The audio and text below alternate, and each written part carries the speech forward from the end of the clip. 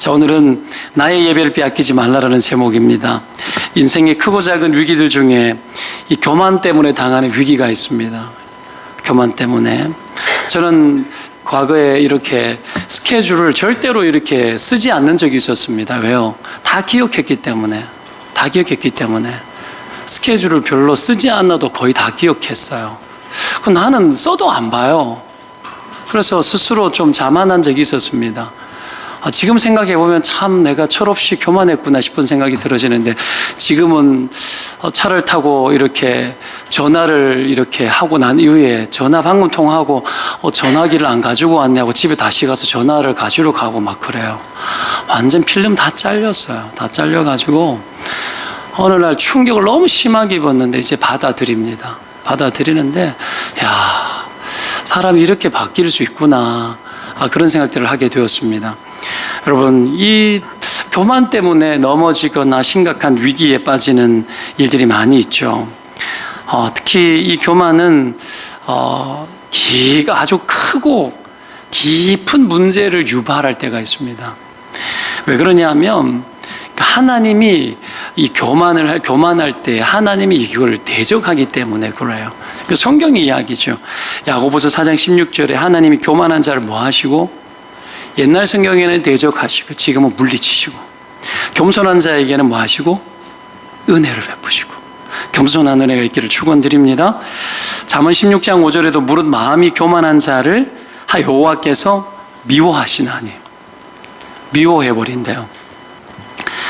여러분, 교만을 어떻게 정리할 수 있을까요? 내가 내 인생의 하나님이 되는 것, 이렇게 정리할 수 있습니다. 내가 내 인생의 하나님이 되는 것. 그래서 내가 결정하고 내가 주권자가 되는 거죠.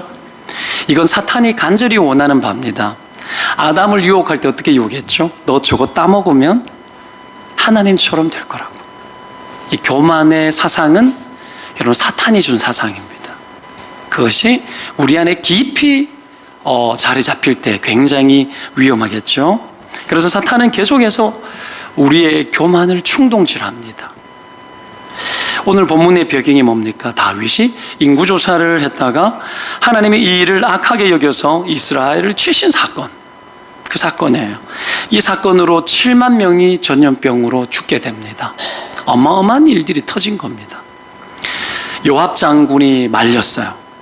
근데 다윗이 듣지를 않습니다. 교만해지면 사라지는 게 뭘까요? 남의 말을 안 듣는 겁니다. 안 듣는 거예요. 묻지도 않고 듣지도 않습니다. 다윗의 인구조사가 왜 교만입니까? 다윗의 일종의 과대망상이에요. 자아비대증입니다. 하나님의 능력을 헤아려야 되는데 국방력을 헤아렸습니다. 이게 하나님 앞에 교만이 되었던 거예요. 엘리사가 하나님의 능력으로 이스라엘과 싸웠던 엘리야가 이제 불병거를 타고 하늘로 올라가기 전에 막 따라다니지 않습니까? 쫓아다니고 결국은 불병거 타고 하늘로 승천하는 엘리야를 향하여서 엘리사가 어떻게 외칩니까? 내 아버지요? 이스라엘의 뭐요?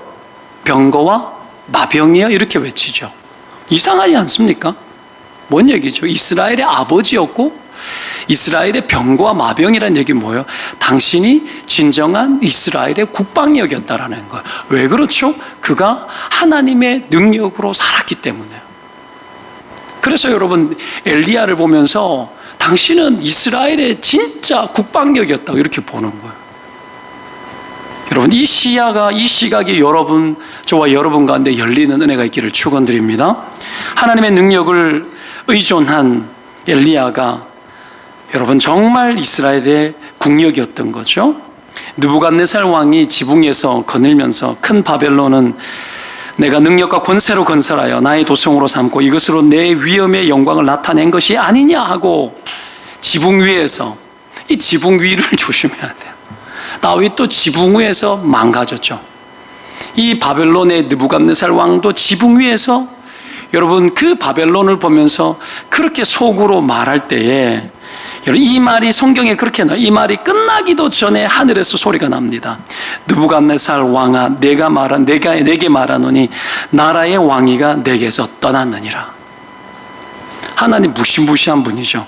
그리고 바로 사람에게 쫓겨납니다. 쫓겨나서 들짐승과 함께 살면서 소처럼 풀을 먹고 하늘 이슬에 젖고 머리털이 독수리 털과 같이 자랐고, 독수리, 머리털 많은 독수리 보셨습니까? 머리가 막 이렇게 파헤쳐진 독수리? 그 상태가 된 거예요. 손톱은 새 발톱같이 되었다 이렇게 나옵니다. 짐승처럼 된 거예요. 여러분, 교만해지면, 여러분, 성경은 짐승과 버금갈 만큼 어리석다라고 이야기합니다. 교만해지는 것. 하루아침에 그 지경이 된 겁니다. 나중에 정신을 차리고 때가 차서 다시 왕으로 하나님이 복귀시킵니다. 하나님이 은혜를 베풀어요. 그때 하나님을 느부갓네살 왕이 경배하면서 이렇게 말합니다. 그의 일은 다 진실하고 그의 행하심이 의로우시며 교만하게 행하는 자를 그가 낮추심이라. 하나님은 여러분 왜 대적을 하느냐 하면 교만을 대적하는 거예요. 그래서 우리를 낮추기 위해서 그렇게 하는 거예요. 오늘 저처럼 이렇게 인생에 많이 막 이래 몸이 많이 아프고 막 육체적으로 많이 망가지고 막 이런 이유가 뭔가 생각해 보면, 어떤 분은 경건한 자를 더 경건하기 위해서 하는 게 있는데, 나 같은 사람은 아주 교만하기 쉽기 때문에 그렇게 하는 거예요. 속으로 아닐 것이라고 생각하지 마시기 바랍니다. 충분히 그럴 소지가 많습니다. 제가 저를 압니다. 천지의 잘난 맛에 살 가능성이 억수로 많습니다. 하나님이 그런 것들을 내게 합당하게 다루시는 거죠. 인정합니다. 오늘 다윗에게 하나님이 하신 일이 뭡니까? 낮추는 일을 하는 거예요. 교만은 우리가 생각하는 것보다 훨씬 위험합니다. 교만의 위험성을 가르치기 위해서 7만 명을 죽이죠, 하나님이. 7명이 아니라. 다윗이 그제서야 다 내 죄입니다. 다 나의 죄입니다. 그렇게 여러분 통곡하고 회개합니다. 하나님은 아무리 교만해도 깨닫고 회개하면 다시 기회를 주시는 분인 줄 믿으시기를 축원드립니다. 그래서 하나님이 재앙을 만난 이스라엘을 건지기 위해서 다윗에게 제시하는 게 뭡니까? 오르난의 타작마당에 가서 제사 지내라고 이야기합니다. 하나님께, 여호와를 위하여. 이거 뭐 하란 얘기죠? 예배하란 얘기예요. 예배의 정의는 간단합니다. 하나님과의 만남입니다. 오늘 이 자리에 여러분 왜 나오셨습니까? 우리가 하나님을 만나기 위해서 나오는 겁니다. 하나님 만나는 은혜가 있기를 축원드립니다. 여러분, 우리가 위기를 만나면 반드시 해결해야 되는 것이 뭐냐 하면 예배의 자리에서 하나님을 다시 만나는 겁니다. 언제나 이거부터. 다른 불 끄는 것이 중요한 것이기 이전에 하나님을 만나 예배하면 하나님이 불 꺼줍니다. 아브라함이 가나안 땅에 있다가 흉년으로 애국 갔다가 낭패를 당했을 때 그가 돌아오면서 했던 일이 있습니다. 돌아오면서 예전에 단을 쌓던 자리를 다시 찾아가서 다시 단을 쌓고 여호와의 이름을 불러요. 뭐 한 거죠? 예배합니다. 위기 당하고 난 후에 다시 예배가 회복되어집니다.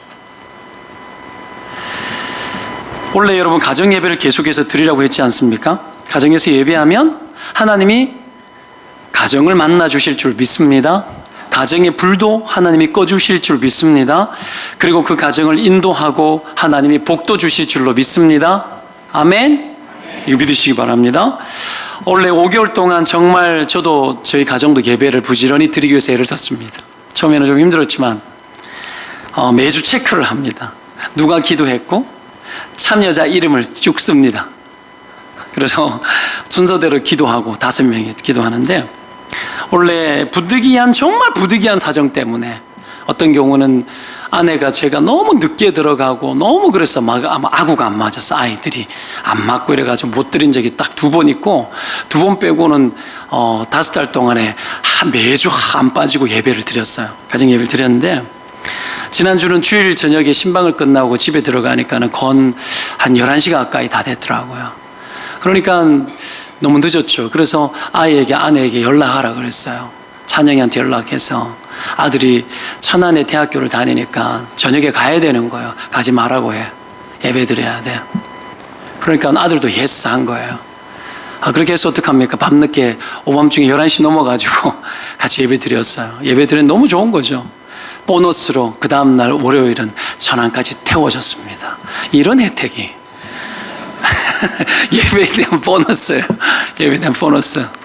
아침에 그 천안까지 가려고 그래 타고 갈아타고 막 이래 가면은 한 2시간씩 걸려버리, 2시간 더 걸려버리거든요. 그러니까 그냥 50분 만에 택배 딱 해주고. 여튼 분위기 좋습니다. 아이들이 통성으로 기도를 합니다. 찬송가 한 장 부르고 대표기도 하고 돌아가면서 말씀 읽고, 제가 간단하게 성경 공부식으로 본문을 보면서 이건 무슨 뜻인 것 같아? 이때 이게 왜 이랬을까? 질문하면서 봅니다. 아내는 늘 불만이죠. 길어질 것 같아가지고 계속해서 눈빛을 던집니다. 빨리 끝내, 빨리 끝내. 하여튼 뭐 그런 눈치를 주긴 하지만 꿋꿋하게. 요즘 안에 짧아졌습니다. 30분 안에 끝납니다. 아닌가? 어떤 데 좀 넘을 수도 있습니다.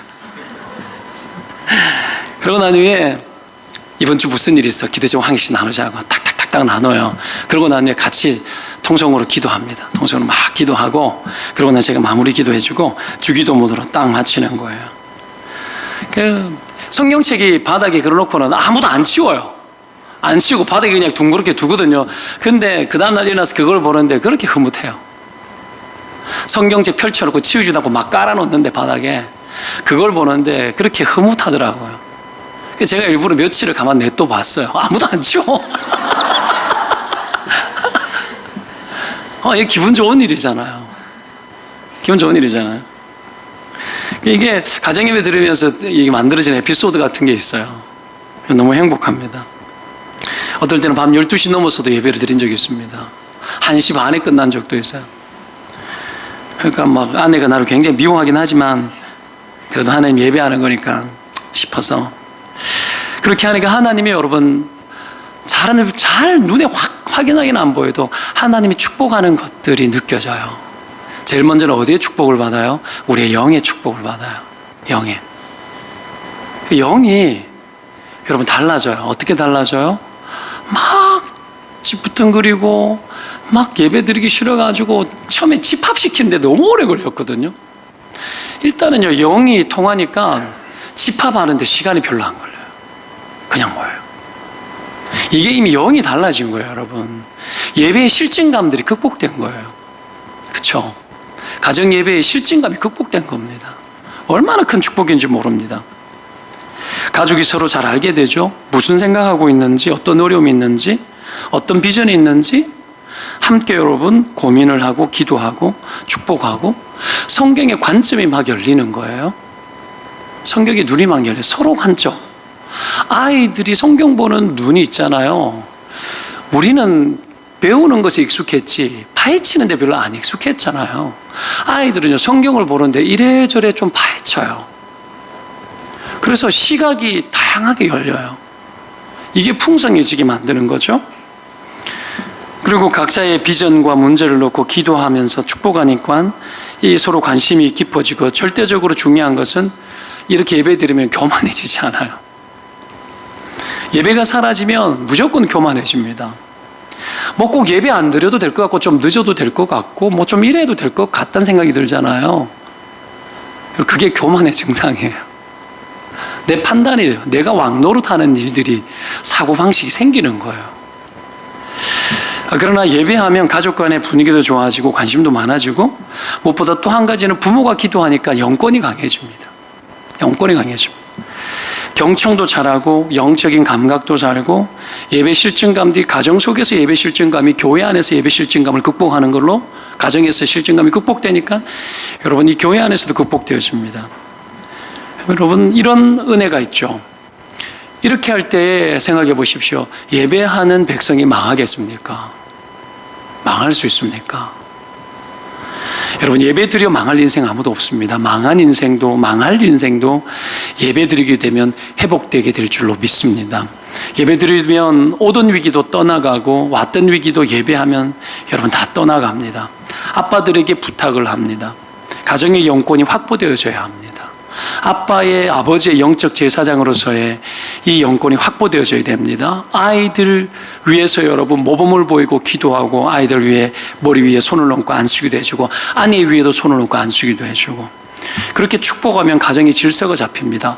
몸은 너무 부끄러운데 부끄러움보다 여러분 영권이 더 중요합니다. 그렇게 기도할 때에 아이들이 진짜 아빠가 누군지를 보게 됩니다. 아버지가 하나님 앞에 순종할 때 아이들이 아버지가 순종하는 진짜 아버지를 보게 됩니다. 경외심이 커지는 거고, 거기에서 아버지에 대한 존경심이 나오는 거예요. 질서가 잡히는 거죠. 막 불만되고 떠들어대는 애들이 여러분 교만이 꺾이면서 고집세던 자녀들도 고집도 꺾이고 부모의 교만도 꺾이고, 이게 꺾이면 잘 듣고 잘 이해하고 잘 배려해 줄 수밖에 없어요. 관계가 좋아지고 축복이 흐르고 사랑이 흐르고 느끼는 거예요. 영이 느끼는 거예요, 여러분. 이게 소통입니다. 여러분, 주기도문 이 사도신경 할 때도 그러니까 성도가 서로 교통하는 거, 교제하는 거, 교제가 매끄러워집니다. 어려워지지 않아요. 이해가 빨라집니다. 설득을 많이 할 필요가 없어요. 잔소리가 많이 되어져야 될 것도 여러분 가볍게 해도 그냥 통하게 되는 일들이 일어납니다. 이런 축복들이 여러분 우리 가운데, 여러분 가정 가운데 회복되기를 축원드립니다. 때문에 여러분 신앙의 유산을 물려주는 것의 일환으로 정말 중요한 것은 가정 예배를 유산으로 물려주는 것이 정말 중요하다는 생각들을 하게 되어집니다. 가장 강력한 안전장치이고 보호장치이고 축복의 장치입니다. 예수님이 수가성의 여자를 만났을 때에 여러분 남편이 5이나 있었지만 지금 남자도 내 남편이 아니라고 예수님 말씀하셨죠? 이때 여자가 예배 장소에 대해서 이것저것 논합니다. 생뚱맞게. 그때 예수님이 이 심각한 여자에게 하시는 말씀이 그거예요. 아버지께서는 자기에게 이렇게 예배하는 자를 찾는데 하나님은 영이시니 이것도 저것도 아니고 예배하는 자는 영과 진리로 예배해야 된다, 이야기를 해요. 예배로 해결하라는 거예요. 이 여자에게 여러분 예배를 숙제로 줍니다. 예배를 영과 진리로 예배를 숙제로 줍니다. 그가 하나님을 만나고 예배할 때에 남편 5이 있었지만 지금도 내 남편이 아닌 인생의 허기를 하나님으로 인하여서 여러분 그는 해결하게 되는 거죠. 그래서 예수를 만나고 나니 마을로 뛰어들어갑니다. 여러분 대낮에, 벌건 대낮에 아무도 없을 때 눈 피해서 물 들어온 여자가 동네로 들어가서 내가 메시아 만났다고 말하지 않습니까? 인생이 뒤바뀝니다. 삶의 전환이 일어납니다. 숨어지던 사람이 여러분 빛 가운데로 노출되어집니다. 없던 일들이 일어납니다. 상상하지 못했던 용기가 발생합니다. 이런 일들이 있는 거죠. 욥도 고난 당했을 때 제일 먼저 한 일이 뭡니까? 욥이 일어나 겉옷을 찢고 머리털을 밀고 땅에 엎드려 예배했다, 이래 나옵니다. 고난 당했을 때 예배했다 나옵니다. 때문에 죄도 예배로 풀고 고난도 낭패도 예배로 풉니다. 그래서 여러분 복받을 사람들은 위기가 왔을 때에 예배의 자리부터 찾습니다. 때문에 우리의 예배가 어떤지 늘 점검하고 살아야 합니다. 하나님이 영과 진리로 예배드리는 사람을 찾으실 때에 여러분을 찾으시기를 축원드립니다. 찾고 계신데요. 찾는다는 얘기는 어떤 의미죠? 어떤 의미죠? 여러분 그냥 눈에 확 보이는 일이 아니라는 거예요. 찾는다라는 거. 어딘가 여러분 물건을 찾을 때도 여러분 눈에 안 보이기 때문에 찾는 거예요. 하나님이 예배하는 자를 찾으십니다. 뭐예요? 영과 진리로. 성령의 은혜 아래 하나님의 진리를 사모하면서 정말 하나님을 향하여 절박해 하는 그 예배자를 지금도 찾고 있대요. 찾고 계십니다. 오늘 다윗을 보면 이 예배의 정신이 잘 나오죠. 얼마나 이 위기에서 하나님을 원했을까? 하나님 만나기를 원했을까? 이때 다윗의 이 예배가 우리에게 주는 여러분 정말 중요한 예배의 태도 몇 가지를 교훈을 주고 있습니다. 이 3가지 정도 봅니다. 첫째는 뭐냐면 나의 예배는 희생이 있느냐는 질문을 해봐야 됩니다. 희생. 18절에 보면 하나님께서 갓 선지자에게 다윗에게 올라가서 오르난의 타작마당에서 여호와를 위하여 제단을 쌓아라, 이렇게 나오죠. 여기 주의해서 볼 것이 여호와를 위하여라는 말이죠. 여러분 그 어떤 것보다 주님을 위하는 것은 주님을 예배하는 것입니다. 주님을 예배하는 것.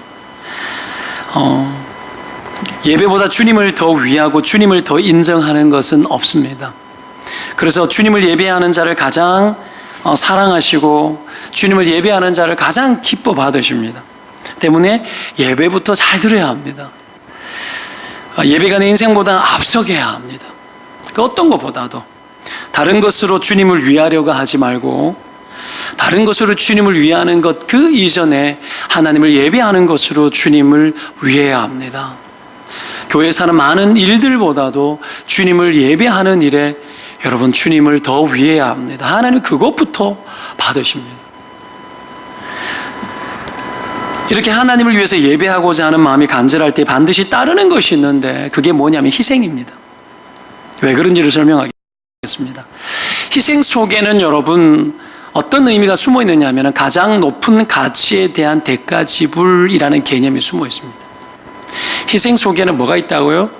가장 높은 가치에 대한 대가 지불이라는 개념이 숨어 있다고요.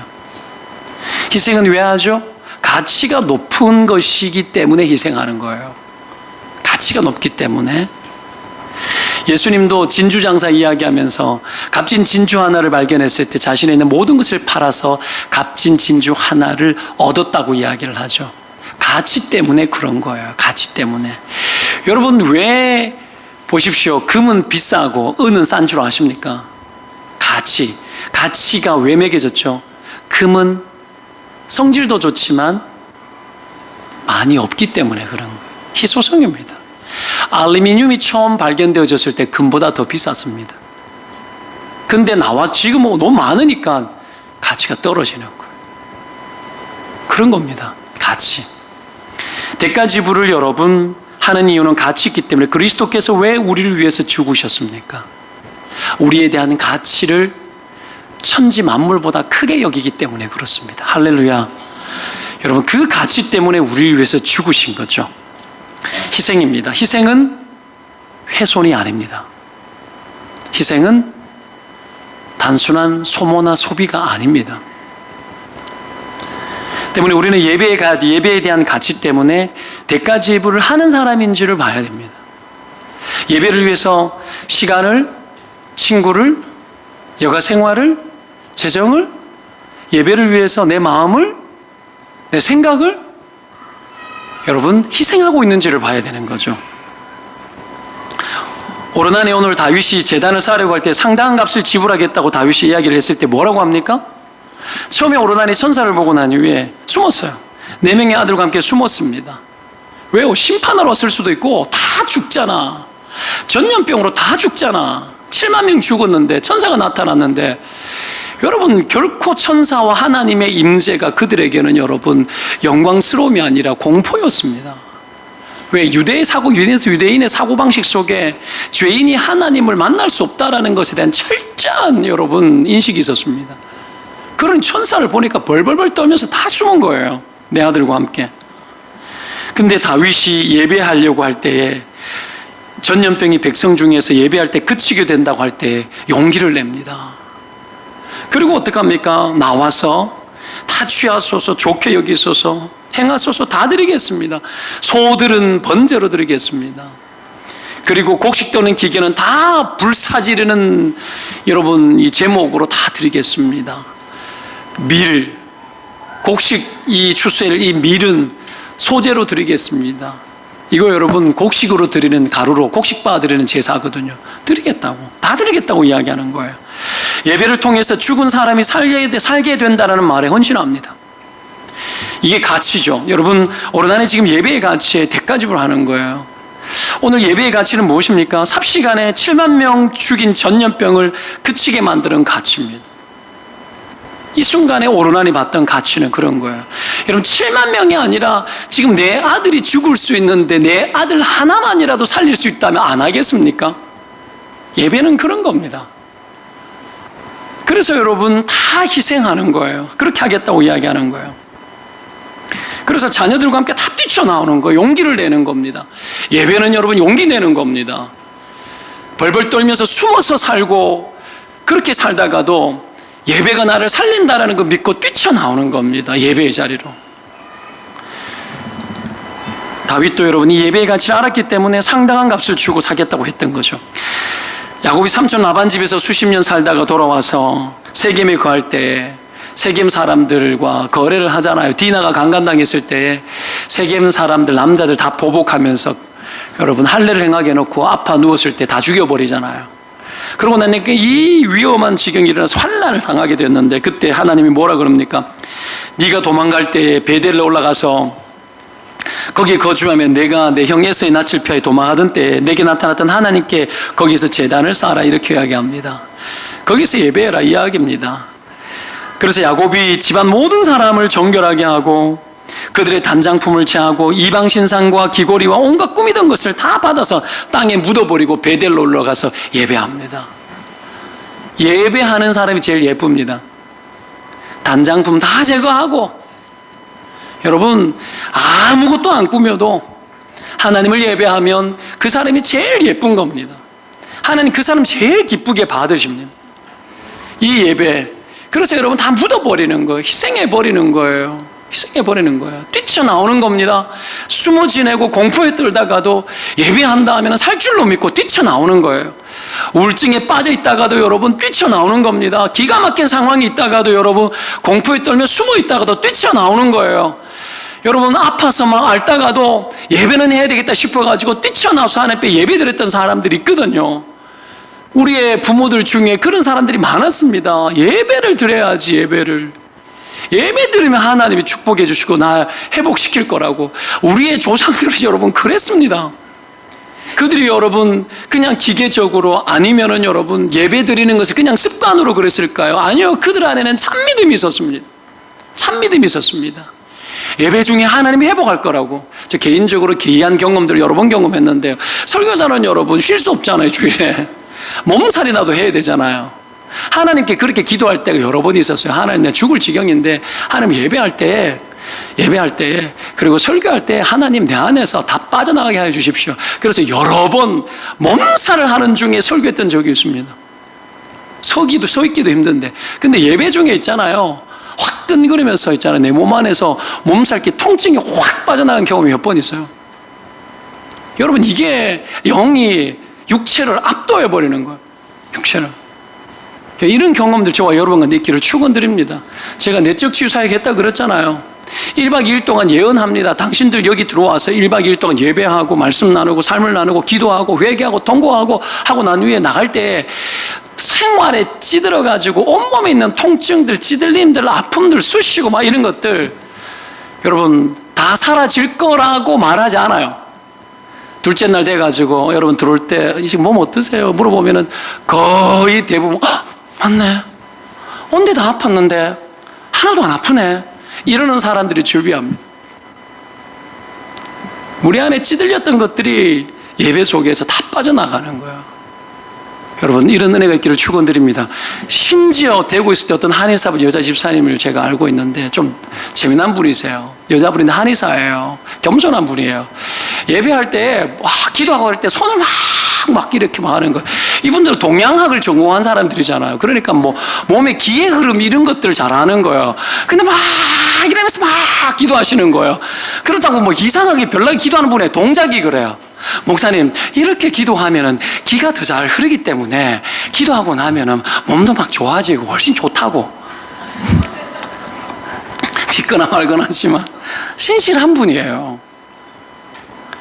이게 참 재미난 이야기이긴 하지만 하나님을 예배할 때 여러분 예배의 우선권 그리고 예배의 절대성, 그렇죠? 예배의 그 가치 때문에 우리가 여러분 희생하는 것이 있는지를 봐야 합니다. 너무나 여러분 중요한 의미를 가지고 있습니다. 어지간하면 예배를 희생하지 마시기 바랍니다.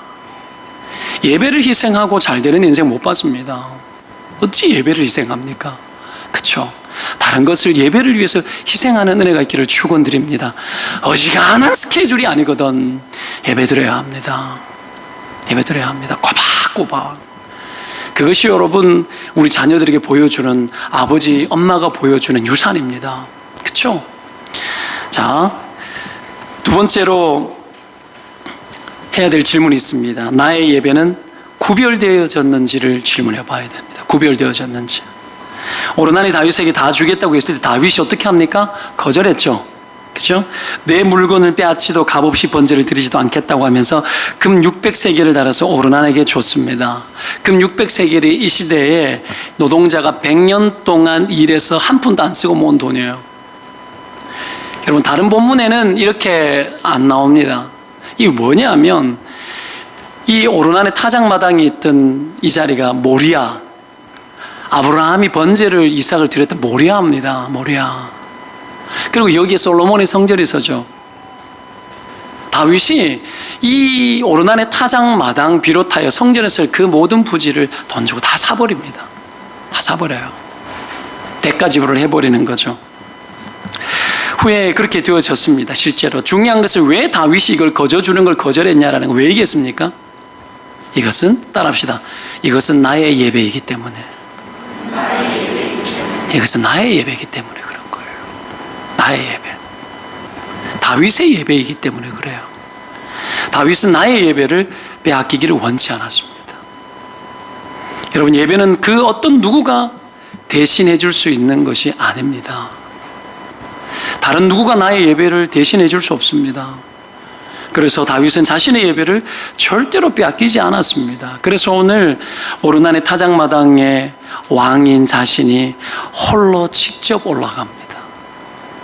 직접 올라갑니다. 다른 누구를 거느리지 않습니다. 자기의 예배이기 때문에.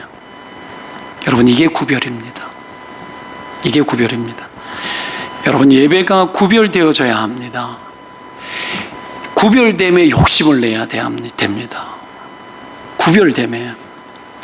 내가 하나님 앞에 헌금을 많이 하고 봉사를 많이 하고 보다 더 중요합니다. 내가 구별되어지는 게 중요합니다. 나의 예배이기 때문에. 다른 사람이 나를 대신해서 죽을 수 있습니까? 없습니까? 죽을 수 있죠. 다른 사람이 나를 대신해서 예배를 드려줄 수 있나요? 대신해서 죽을 수는 있어도 대신해서 예배 드려줄 수는 없어요. 표면적으로 내가 너 대신 예배 드릴게라는 말은 쓸지 모르지만 예배는 내가 드리는 겁니다. 나의 예배를 받는 거예요.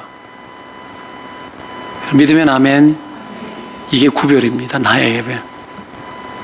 하나님은 그 어떤 누구의 예배를 원치 않고 나의 예배를 원합니다. 이게 구별이죠. 주일에 저는 헌금을 아내에게 다 맡겼습니다.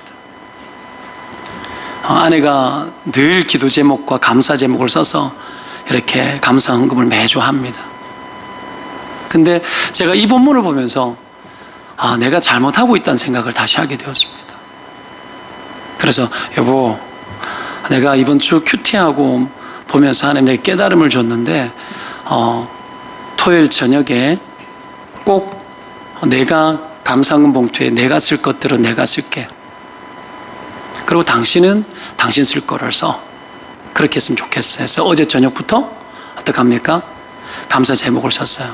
지난주 특별히 2개 집회를 잘 은혜 가운데 마치게 한 것에 대한 감사와 교사 페스티벌을 은혜 주게 마치게 한 것에 대해서 감사 제목을 썼어요. 쓰고 그리고 가족들 가운데 하나님 주시는 평안을 주셔서 감사하다고 3가지의 감사 제목을 쓰고 아내는 그 밑에 아마 썼을 거예요. 저 여러분 감사 제목 쓴 것들은 제가 헌금 봉투를 보고 여러분 읽으면서 다 기도합니다. 다 기도해요. 그러니까 나를 보여주기 위해서 함이 아니라 하나님 앞에 감사할 일들을 함께 나누고 함께 동참하는 거잖아요. 그죠? 그렇게 해야 되겠다 하고 어제부터 시작해가지고 어제부터 했어요. 그러니까 앞으로도 계속 그렇게 해야 되겠다고 싶어요. 왜? 나의 예배인데 내가 이 주일날 예배 사역에 있어가지고 내가 상황들이 내가 분주하고 집중해야 되니까 예배에 집중한다는 핑계로 내가 해야 될 것들을 하지 않고 있다라는 것은 상당히 내가 손해보는 일이라는 생각이 들었어요. 그래서 내가 그냥 같이 해야 되겠다 하고 그래가지고 여러분 그렇게 쓰기 시작했는데 얼마나 뿌듯한지 몰라요. 그러고 나니까 내가 드리는 예배가 느낌이 오늘 좀 달랐어요. 좀 달랐습니다. 너무 감사한 거죠. 이래야 되겠구나. 감동이 더 있네. 이런 생각이 들었습니다. 여러분 대신해 줄 수 없습니다. 자녀들에게 우리가 때로는 훈련시키기 위해서 헌금을 챙겨줍니다. 부모가 돈도 넣어주고 써주기도 합니다. 어느 정도 자라기까지 그게 필요합니다. 근데 자라고 나면 아이들이 개발세발 쓸지라도 아이들이 쓰게 만들고 직접 헌금을 넣게 만들고 아이들이 직접 하게 해야 합니다. 예배에 여러분, 아내 따라 남편 따라 묻어오는 사람이 있습니다. 기도해야 됩니다. 하나님, 묻어오지 않게 하시고 구별돼서 오게 하여 주십시오. 내 남편의 예배가 되게 도와주십시오. 하나님, 우리 아이가 부모 때문에 다니는 교회가 아니게 하여 주십시오. 우리 아이의 예배가 되게 하여 주십시오. 하나님, 내가 사람들 때문에 교회 가야 되는구나, 주일이니까 가야 되는구나가 아니라 하나님, 나의 예배가 회복되게 도와주십시오. 여러분, 이런 신앙의 구별이 이 교회 안에 모든 가정과 각 사람마다 아이들 안에 하나하나 다 이루어지는 은총을 우리가 맛봤으면 좋겠습니다. 여러분, 이것이 여러분 삶 가운데 이슈가 되기를 축원드립니다. 나의 예배가 드려야 되겠구나. 하나님, 나의 예배를 드리겠습니다. 나의 예배를 남에게 주지 마시기 바랍니다. 세 번째로 질문할 것이 있습니다. 나의 예배는 주님이 받으셨는지 질문해 봐야 합니다. 주님 받으셨는지. 다윗의 예배를 오늘 주님이 받으셨나요? 안 받으셨나요? 받았죠. 증거가 뭡니까? 무엇을 알 수 있습니까? 25절에 나오죠. 다윗이 제단을 쌓고 예배했을 때 여호와께서 하늘에서부터 번제단 위에 뭘 내려? 불을 내려 응답하셨어요. 받으셨어요. 그리고 천사를 명해서 칼을 칼집에 꽂았다라고 이야기 나옵니다. 징계가 멈추어진 거죠. 예배의 응답이 떨어진 겁니다. 다윗의 예배를 하나님이 받으셨습니다. 여러분, 우리는 수도 없이 예배하지만 하나님이 나의 예배를 받았는지에 대해서 한 번도 질문하지 않고 삽니다. 이건 굉장히 심각한 우리의 오류라는 생각들을 하게 되어집니다. 예배의 자리에 나왔고 찬송 부르고 기도하면 다 받았다라고 생각하는 생각 속에 그냥 질문도 없고 그냥 우리는 예배 드립니다. 그러나 예배는 드리는 것이기 때문에 예배를 받으시는 분이 있다라는 얘기입니다. 드린다는 얘기는 받지 않을 수도 있다는 얘기입니다. 예배의 출석으로 예배를 드렸다라고 우리는 결론 내릴 수 없습니다. 여러분, 우리가 알다시피 아벨과 가인의 제사 중에 아벨의 제사를 하나님이 받으셨고 가인의 제사를 받지 않았습니다. 분명히 다릅니다. 이스라엘의 예배를 보면 여러분, 짐승을 잡아 죽여서 주님께 드렸지 않습니까? 곡식을 빻아가지고 드렸지 않습니까? 기름을 짜서. 왜 그렇게 하는 걸까요? 여러분, 죽이지 않으면 짐승이 날뛰기 때문에 그렇습니다. 못 드려요. 그래서 죽이는 겁니다. 도망가기 때문입니다. 절대로 드리지 못합니다. 그래서 예배를 드리기 위해서는 제물이 죽어야 되는 거예요. 예배에서 여러분, 우리를 주님이 받으시려면 우리가 죽어야 됩니다. 예배의 자리에 나왔는데 날뛰고 있어요. 생각이 날뛰고 있고 가치가 날뛰고 있고 여러분, 우리 인생의 고민이 막 날뛰고 있고 나의 의견이 날뛰고 있고 나의 감정이 날뛰고 있고 나의 온갖 인생의 여러분 수만 가지가 예배의 자리에서 제물이 되어 죽어야 되는데 그것이 날뛰고 있는 거예요. 가인의 제사를 왜 안 받았을까요? 그가 믿음으로 하나님 앞에 죽어야 되는데 가인이 날뛰고 있었기 때문입니다. 죽지 않고 날뛰고 있는 거예요. 우리의 예배를 어떻게 받으시냐고요? 내가 죽어졌을 때 받으십니다. 곡식이 빠져야 되는 겁니다. 가루가 되어야 되는 거죠. 그래야 여러분 하나님이 받으시는 거예요. 짐승을 다 죽일 뿐 아니라 각을 두고 다 해체시킵니다. 우리의 여러분 생각과 우리가 품고 있는 온갖 가치들, 이 모든 것들을 하나하나 다 각을 떠서 그렇게 하나님 앞에 드리는 거예요. 대충 죽이고 이것만 떼서 올려드리고가 아니라 하나님은 우리의 모든 것들에 대하여서 다 죽은 상태로 받으시기를 원하는 거죠. 죄에 대해서 여러분 죽고, 사람 앞에서 죽고, 명예 앞에서 죽고, 거짓 앞에서 죽고, 교만 앞에서 죽고, 내 뜻과 내 계획 앞에서 죽고, 자녀 앞에서 죽고, 남편 아내 앞에서 죽고, 교회에 대한 생각 앞에서 죽고, 내 생각과 내 판단에 대해서 죽고, 그래야 받으십니다. 우리는 하나님 앞에서 다시 한번 여러분, 우린 이 질문을 해야만 합니다. 하나님이 나의 예배를 받으셨나? 다르게 이야기하면 내가 죽어졌나? 이거죠. 이렇게 죽어질 때 일어나는 게 뭡니까? 죽어질 때 우리의 마음이 상합니다. 우리가 죽은 증거는 뭐냐면 우리의 마음이 상하는 것으로 알 수 있습니다. 하나님 앞에서 이렇게 날뛰고 있는 나 자신에 대해서 경건한 슬픔으로 인하여 마음이 상하는 거예요. 그래서 주께서 상한 제사를 어떻게 합니까? 받으시는 거죠. 하나님이 구하시는 제사는 상한 심령이라 그랬습니다. 상하고 통회하는 마음을 주께서 멸시치 아니하시리라. 오늘 우리가 본문의 앞부분 읽었지 않습니까? 교만한 자를 하나님이 어떻게 합니까? 진멸하고 멸시하고 멸하시는데, 여러분, 상한 마음은 멸하지 않습니다. 왜요? 날뛰고 있는 싱싱한 마음이 되었으면 좋겠는데 상한 마음을 멸하지 않아요. 왜요? 은혜는 상한 마음 위에 부어지고, 불도 상한 마음 위에 떨어지고, 여러분, 우리의 생애를 다시 회복하는 것도 그 상한 마음 위에 하나님의 은혜가 임하고 불같은 은혜가 임해야 우리의 생애가 다시 살기 때문에 그렇습니다. 사랑하는 여러분, 오늘 이 예배, 나의 예배를 빼앗기지 말라.